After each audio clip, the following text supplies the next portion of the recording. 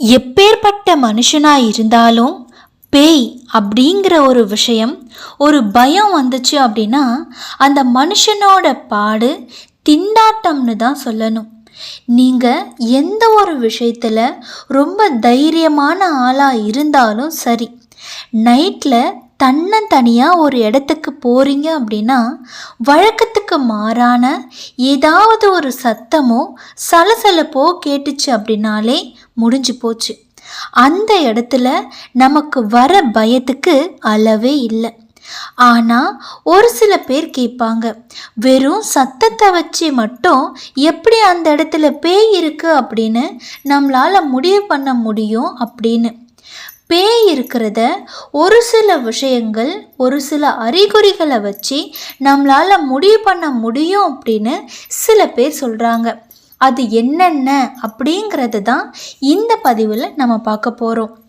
கடவுள் நம்பிக்கை இருக்கவங்க கிட்ட கடவுள் எங்கே இருக்காரு அப்படின்னு நம்ம கேட்டோன்னா, கடவுள் எங்கும் இருப்பார், தூணிலும் இருப்பார், துரும்பிலும் இருப்பார் அப்படின்னு ஒரு வசனத்தை சொல்லுவாங்க.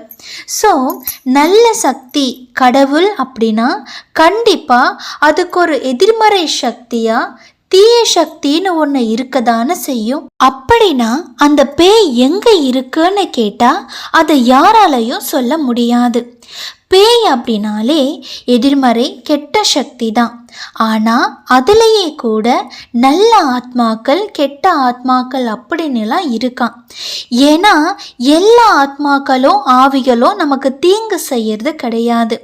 வழக்கமாகவே திரைப்படங்கள்லாம் ஒரு பேய் அந்த இடத்துல இருக்கு அப்படின்னா அந்த இடத்துல என்ன மாதிரியான அறிகுறிகள்லாம் இருக்கும் அப்படிங்கிறத சொல்லிட்டு தான் போயிருக்காங்க. ஜல் ஜல்னு கொலுசு சத்தம், மல்லிகைப்பூ மனம், வேகமாக காத்தடிக்கிறது, ஜன்னல்லாம் தானாகவே அடிச்சுக்கிறது. இது சூப்பர் ஸ்டாரு சந்திரமுகி படத்தில் சொன்னது மட்டும் கிடையாது.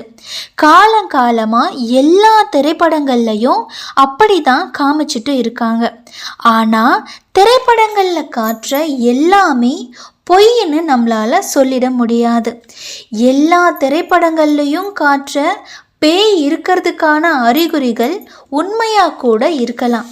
இப்போ நான் சொல்ல போகிறது அதிகமான பேய் படங்களில் நீங்கள் பார்த்ததா தான் இருக்கும். அதுதான் ஷேடோஸ், நிழல்கள். நல்லா விளக்கு எரியிற ஒரு அறையில் நீங்கள் திடீர்னு விட்டத்தை பார்த்தீங்க அப்படின்னா சுற்றி ஏதோ ஆவி நிற்கிற மாதிரியே உங்களுக்கு ஒரு ஃபீலிங்ஸ் இருக்கும். அது உண்மையாகவே ஆவிகள் இருக்கிறதுக்கான அறிகுறியாகவும் கூட இருக்கலாம். அடுத்தது, நீங்கள் புகைப்படம் எடுக்கிறது ஒரு சாதாரணமான விஷயந்தான். ஆனால் எடுத்த புகைப்படத்தை நீங்கள் பார்த்தீங்கன்னா சில புள்ளிகள் உங்கள் முகத்தை தெளிவு இல்லாமல் காட்டும். அது நிறைய வீடியோக்களில் நீங்கள் பார்த்துருப்பீங்க. அதில் ஃபேக் வீடியோஸும் இருக்குது. ஆனால் உண்மையான ஆவிகள் அந்த மாதிரியும் செய்யுமா. அடுத்தது முணுமுணுப்பு சத்தம். இது நீங்கள் நிறைய இங்கிலீஷ் படங்களில் பார்த்துருப்பீங்க. ஆனால் அது நிஜ வாழ்க்கையிலையும் இருக்கும். அமைதியாக இருக்கிற ஒரு இடத்துல முணுமுணுன்னு யாரோ பேசுகிற மாதிரியே உங்களுக்கு தோணும். இது உங்களோட கற்பனை அப்படின்னு நீங்கள் ஒரு பக்கம் நினச்சாலும், ஆனால் இது ஒரு அமானுஷ்யமான சக்தி அப்படின்னு ஆராய்ச்சியாளர்கள் சொல்கிறாங்க. அடுத்தது, இது பல பேருக்கு நடந்திருக்க வாய்ப்பு இருக்குது. யாரோ நம்மளை கவனிக்க மாதிரியே ஒரு உணர்வு, எங்கிருந்தோ ஒளிஞ்சிருந்து யாரோ நம்மளை பார்த்துட்டே இருக்க மாதிரி உங்களுக்கு ஒரு உணர்வு தோன்றுச்சு அப்படின்னா ஒரு சில நேரங்களில் உங்களோட பயத்தினால இருக்கலாம், ஒரு சில நேரத்தில் அது உண்மையாகவும் இருக்கலாம்.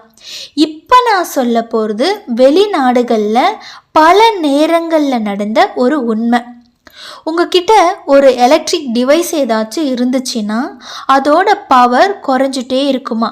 எக்ஸாம்பிளுக்கு சொல்லணும் அப்படின்னா, உங்கள் கையில் ஒரு மொபைல் ஃபோன் இருந்துச்சுன்னா கெட்ட ஆத்மாக்கள் உங்களை சுற்றி இருக்குது அப்படின்னா அபரிவிதமாக அந்த மொபைல் ஃபோனில் இருக்க சார்ஜர் குறைஞ்சிக்கிட்டே போகுமா. இந்த மாதிரி கூட நடந்துச்சுன்னா உங்களை சுற்றி ஏதோ ஒரு ஆத்மா இருக்குது அப்படின்னு அர்த்தமா. அதே மாதிரி உங்களோட சொந்த வீட்டிலையே ஒரு சில இடங்களில் மட்டும் நீங்கள் ரொம்ப அசௌகரியமாக இருக்கிறதுக்கே பிடிக்காமல் நீங்கள் உணர்றீங்க அப்படின்னா அந்த இடத்துல ஏதோ ஒரு தீய சக்தி இருக்குன்னு அர்த்தமாக.